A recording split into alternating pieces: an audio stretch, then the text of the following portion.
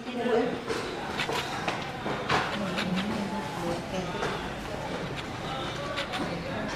terhormat Wakil Lurah Manggarai Selatan, yang terhormat Dr. Joyce Sukarnita dari Puskesmas Kecamatan Tegal, yang terhormat narasumber Mbak Sriana dari Sudin Kesehatan Jakarta Selatan, yang terhormat Bapak Ibu hadirin yang berbahagia. Pertama-tama marilah kita panjatkan puji dan syukur kehadirat Allah Subhanahu wa Ta'ala, yang mana pada pagi hari ini kita dapat berkumpul di Aula Kelurahan Manggarai Selatan dalam acara peningkatan wawasan kader Posyandu Kelurahan Manggarai Selatan tahun 2014. Sebelum mulai acara, marilah sama-sama kita membaca Abdallah.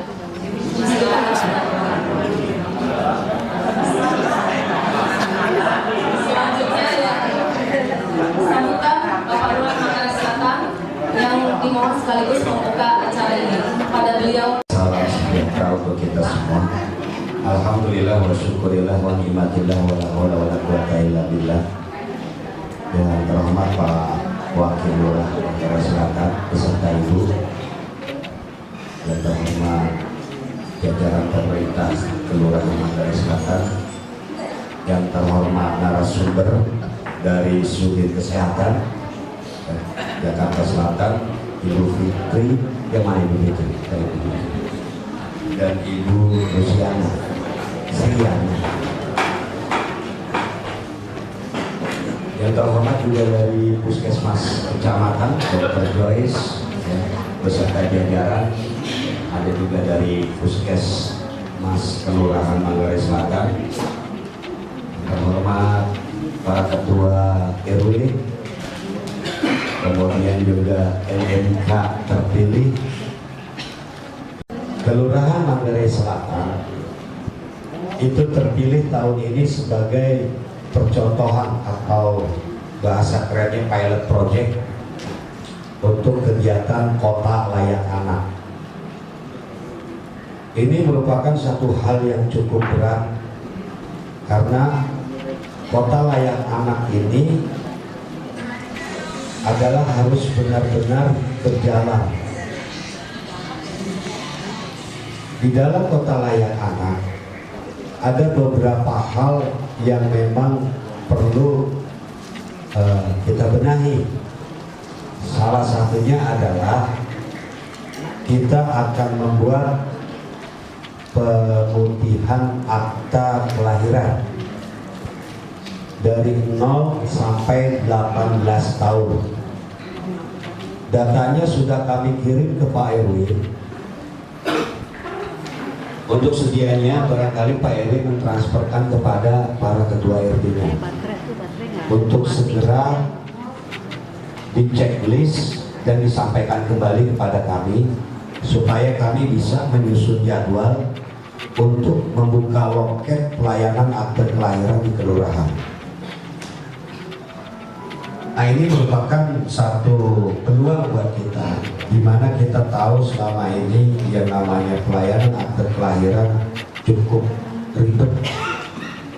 Ya, apalagi kemarin sudah saya cek ke bawah, banyak ibu, seorang ibu untuk mendaftarkan akte kelahiran anaknya. Kita tanya, bapaknya kemana? Jawabannya, udah 2 tahun kagak balik-balik Pak. Nah, bikin aja laporan hilang, saya bilang kan 3 hari 3 malam gak pulang kan. Nah, ditanya, ini memang gak punya orang tua. Udah Pak, udah didaftarin kemarin lebaran, karena buat beli baju lebaran gak ada duit, minta ke sana ke bapaknya. Ada? Nggak ada. Nah, ini tuh Bapak-Bapak Ibu sekalian, di kota layak anak ini juga barangkali nanti kita juga mencoba ada membuat satu kelompok belajar. Ini saya terima kasih untuk di RW 01 ada IRS ya Pak ya, Ikatan Remaja Said. Minggu kemarin itu lapor ke saya, Pak, saya udah bosen tawuran Pak, udah bosen berantem, lawannya nggak laki lain, kalau nggak Bukit Duri, ya Kebon Baru, gitu. Oh gitu, iya. Terus mau gimana? Nah, kita bikin namanya IRS, Ikatan Remaja Said. Ya hampir-hampiran petugas kebersihan saya dikeroyok karena kerja bakti tidak koordinasi. Nah, tapi ada satu hal yang kita garis bawahi secara positif, mereka sudah mau terbuka. Artinya sudah mau berorganisasi, sudah mau berkumpul untuk hal-hal yang positif. Ini langkah besar. Untuk itu mohon kiranya untuk LMK terpilih untuk terus didampingi, diasah. Nanti kalau memang sudah ada kelompok belajar, saya dengar tuh ada yang sudah mulai belajar bahasa Inggris Pak ya, sama siapa tuh yang Om siapa itu, orang-orang manggilnya Om ya, Nasir Robi, Om Robi ya, itu banyak belajar bahasa Inggris ke sana. Kalau bisa disiapkan tempat. Kalau untuk fasilitas nanti akan disampaikan di musren apa yang dibutuhkan di sana, tuangkan apa perlu papan tulis atau perlu meja belajar, itu munculkan di musren. Untuk kota layak anak itu akan mendapat prioritas. Belajar ini barangkali nanti juga perlu didukung oleh orang tua.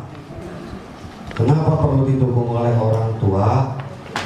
Jam 7 malam sampai jam 9 malam anak disuruh belajar, tapi orang tuanya nonton tukang bubur naik. Anak-anak matanya yang tadi kebotong lihat lagi, lihat lagi, ya kan? Udah paling bisa anak-anak tuh cepet Bu. Bapak mana bapak? Wow. Baru pas banget itu. Kenapa Bu? Saya nonton. Bu, Nur Rahmat generalis Bu. Orang kelurahan harus generalis bukan spesialis. Ya, saya tahu setiap acara TV itu. Setiap pagi di Trans TV itu ada Ustadz Maulana, di Indonesia ada Mama Dede. Tahu saya, malam juga saya tahu. Ada tukang bubur naik haji, ada ganteng-ganteng serigala. Lu gaul dia lah. Malamnya spesialis dia tuh malamnya tuh. Kesenangannya dari Pak RW 2 ILK. Senang bener kalau udah ini. Sekarang udah ada lagi tuh kalau malam habis maghrib juga tuh sekitar jam 7 di Net TV. Ini show.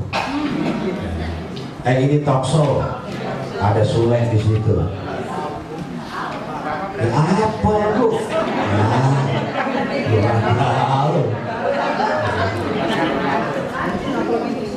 Jadi cobalah mulai dari sekarang, mulai dari diri kita itu, mari anak-anak kita itu kita ajak belajar. Nah, ke depan ini adalah tugasnya Pak RT dan Pak RW. Kalau di tempat yang lama tahun kemarin itu saya di Duren 3 itu sudah mulai ada menggunakan sirine. Jadi kalau sirine itu ada di tempatnya Pak RT, dipencet sirine bunyi. Anaknya pegang buku, mau belajar kelompok silakan, mau di rumah silakan, kerjakan PR. Bapaknya mau baca Quran boleh, mau baca koran juga nggak apa-apa. Yang penting bisa belajar atau membaca. Nah, gerakan ini juga nggak sembarangan. Saya 3 tahun yang lalu udah mulai seperti itu. Jadi ketika malam itu saya baca buku, entah buku apa aja saya baca. Yang terpenting kita ikut baca. Biasanya anak juga terpacu. Kalau udah menjadi kebiasaan, awalnya itu memang harus dipaksa. Kesananya jadi habitualisasi, bukan penetrasi ya. Habitualisasi, membiasakan diri. Kalau sudah terbiasa, itu nanti akhirnya adalah akan jadi kristalisasi. Kemana dia pergi nggak baca, nggak bawa buku, nggak baca buku itu nggak enak. Gitu. Makanya kadang-kadang lurah bawa beginian itu gadget bukan apa-apa. Ya, baca peraturan. Hanya latih tuh deh. Udah ketemu SK 143 deh. Lagi dicari Pak. Lagi dicari. SK 3 tahun 2013 itu adalah untuk kegiatan pengelolaan keuangan yang terbaru, pengganti SK 13 tahun 2012. Sampai gini hari belum ada di internet. Tapi kita udah ditanya dulu, makanya saya baca terus baca aturan mainnya seperti apa. Karena apa? Jangan sampai kita jadi pegawai ini kurang ilmu. Jadi nggak ibu-ibu, nggak saya juga merasa ketinggalan karena terlalu asik ngurusin yang lain, ngurusin tawuran, dia baca lupa ya. Nah kita bawa seperti ini, kita baca. Di dalam isinya ini ada peraturan gubernur, peraturan presiden, lirik lagu juga ada di sini. Kalau saya suruh nyanyi lupa baca di sini. Di Pak Wakil ya, kemarin dapat kiriman dari Pak Wakil. Oh belum selesai. Gitu. Jadi ke depan seperti itu kita jadikan kelompok belajar, kemudian nanti kita coba di kelompok belajar tersebut di tiap RT mungkin satu RW ada satu RT lah, atau ada satu kelompok belajar untuk awal. Nah itu nanti akan kita bina sebagai percontohan. Kegiatan lain adalah kegiatan pembinaan generasi muda yang selama ini mungkin Pak RW 9 sudah berupaya semaksimal mungkin ya. Cuma ya saya mohon maaf Pak RW saya belum bisa memfasilitasi. Adapun kami memang ada anggaran untuk pembinaan generasi muda. Insya Allah bulan Oktober akan kita laksanakan. Tempatnya lagi dicari sama Pak Wakil. Pak Wakil maunya cari tempatnya yang luas, memiliki daya tampung yang banyak, ya kan? Tempatnya juga nggak terlalu jauh, tapi yang pasti harus murah. Mikir deh tuh Pak Wakil. Kemudian juga ada tanya jawab. Saya mohon kegiatan ini dapat dilaksanakan dengan sebaik-baiknya. Jadikan kesempatan ini sebagai ajang untuk menambah benar-benar wawasan kita, menambah ilmu kita, karena yakinlah ilmu itu semakin kita tuntut, semakin kita cari, justru kita akan semakin kekurangan. Karena lebih banyak yang kita tahu dan akan lebih banyak lagi yang kita tidak ketahui. Ya, itu saja yang barangkali dapat saya sampaikan. Selamat melaksanakan kegiatan. Saya ucapkan terima kasih kepada seluruh narasumber ya yang sudah hadir untuk memberikan materi pada kesempatan hari ini. Terima kasih untuk hadirin dan hadirat semuanya.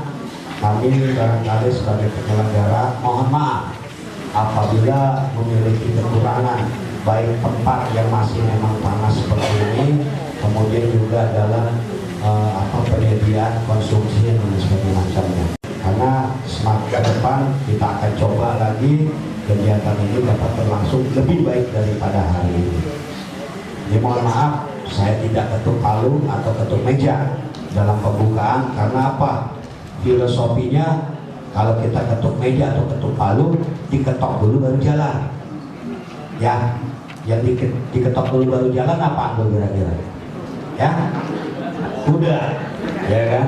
Jadi saya nggak ketok meja, nggak ketok palu, tapi dengan mengucap Bismillahirrahmanirrahim, peningkatan wawasan kader Posyandu tingkat Kelurahan Manggarai Selatan dengan ini saya nyatakan dimulai.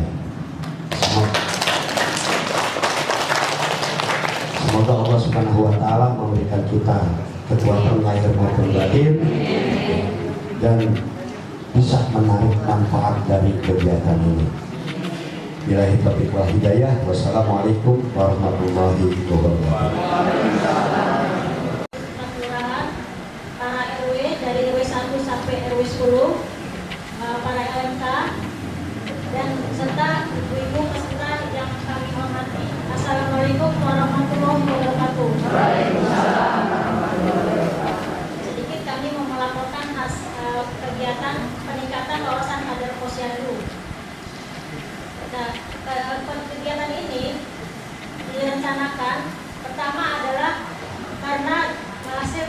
dari permintaan warga, yaitu musrenbang. Musrenbang pada musrenbang awal, para masyarakat di Manggarai Selatan ini meminta agar diadakan peningkatan wawasan kader, di mana Posyandu ini merupakan wadah dari kegiatan yang integrasi dengan kegiatan dengan program-program pemerintah seperti penimbangan balita, memantau kegiatan kesehatan balita, lansia, serta kegiatan penyakit-penyakit yang ada di masyarakat. Nah, dalam hal ini dasar hukum dari pembentukan Posyandu itu mengacu pada SK Instruksi Menteri Dalam Negeri nomor 9 tahun 90, di mana Posyandu itu merupakan hal penting yang harus diadakan di masyarakat. Yang kedua adalah SK nomor 23 tahun 1985, di mana tentang Posyandu dan kerjasamanya dengan sektoral. Berhubung dengan pentingnya Posyandu ini, maka perlu peningkatan dari ilmu pengetahuan para kader. Tujuan umumnya adalah yang disebutkan tadi adalah meningkatkan wawasan kader Posyandu dan lansia di wilayah yang bekerja di wilayah Kelurahan Manggarai Selatan. Nah, adalah meningkatkan wawasan kader mengenai sistem informasi Posyandu. Yang kedua, sosialisasi apakah itu yang dinamakan Posyandu lansia. Kemudian yang ketiga adalah kita akan mengetahui gambaran penyakit yang ada di wilayah Manggarai Selatan ini. Sasaran adalah PKK, pengurus PKK, RW, kelurahan, kader Posyandu, LNK, serta RW. Materi adalah materi mengenai sistem informasi kesehatan, sistem informasi Posyandu atau SIP ya. Kemudian sosialisasi Posyandu lansia dan penyakit terbanyak di wilayah Manggarai Selatan ini. Kemudian narasumber dari suku dinas kesehatan Jakarta Selatan. Yang kedua dari Puskesmas Kecamatan Tebet. Yang ketiga adalah dari Kelurahan Manggarai Selatan. Sumber dana didapat dari dokumen pelaksanaan Satuan Kerja Perangkat Daerah Kelurahan Manggarai Selatan atau DPA SKPD tahun 2014 bernomor 1.20.33.258. Demikian laporan mengenai kegiatan peningkatan wawasan kader Posyandu. Terima kasih. Mau pastikan gambaran kesehatan yang ada di Puskesmas Kelurahan Manggarai Selatan. Dimulai dari data geografis, di sini yang perlu kita lihat gambaran umumnya mengenai luas wilayah. Luas wilayahnya 51.430 meter dengan jumlah penduduk 24.162. Dari gambaran umum ini kita bisa lihat yang tidak seperti kepadatannya 1/2, yaitu untuk setiap penduduk menempati 2 meter wilayah Manggarai Selatan. Cukup padat dan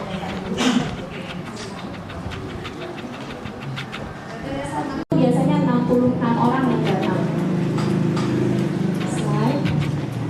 Masalahnya yang kami temukan kesenjangan dari jumlah lansia yang ada di seluruh Manggarai Selatan dengan jumlah kunjungan lansia yang ke Posyandu. Tadi kesenjangan jumlahnya bisa hampir mencapai 1.000 Pak. Jadi kami punya rencana tindak lanjutnya itu memberi pelatihan kepada petugas-petugas, identifikasi Posyandu dengan cakupannya rendah dengan kunjungan yang masih rendah, perluasan jangkauan pelayanan dan kerjasama lintas sektoral. Seperti slide. Ini usia lanjut, proses penuaan itu tidak bisa kita hindari, namun bisa kita kelola supaya tadi itu ada peningkatan derajat kesehatan di usia lanjut. Slide. Ya. Ada lagunya sebenarnya, tapi kalau saya nyanyi nanti ikutin boleh ya? Boleh ya? Bapak-bapak RW juga harus nanti ya kita berdiri. Nanti mohon izin nih sebelum ke SIP nih, biar jangan diri dulu nih.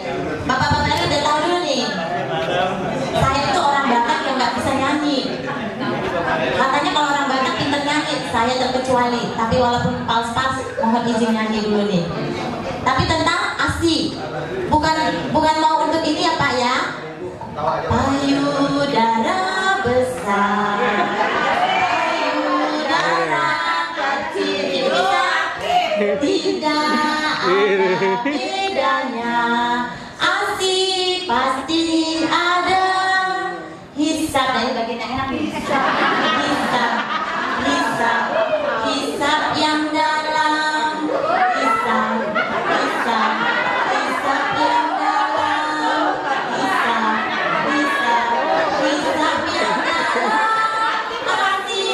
Pasti keluar. Mau kasih bapak-bapaknya pengen bapak-bapaknya. Ini permasalahannya, kenapa itu perlu revitalisasi adalah D/S. Tadi saya catat di sini saya. Untuk di Manggarai Selatan D/S-nya itu 72%, tapi se-DKI itu masih di bawah, bukan se-DKI, di Indonesia masih ada di bawah 50. Tapi di Jakarta itu masih sekitar 60-70%. Untuk tahun 2013 memang sekitar 72% juga, 71-72%. Tetapi padahal targetnya, ibu-ibu kader ada yang tahu target D/S? D/S itu apa ya?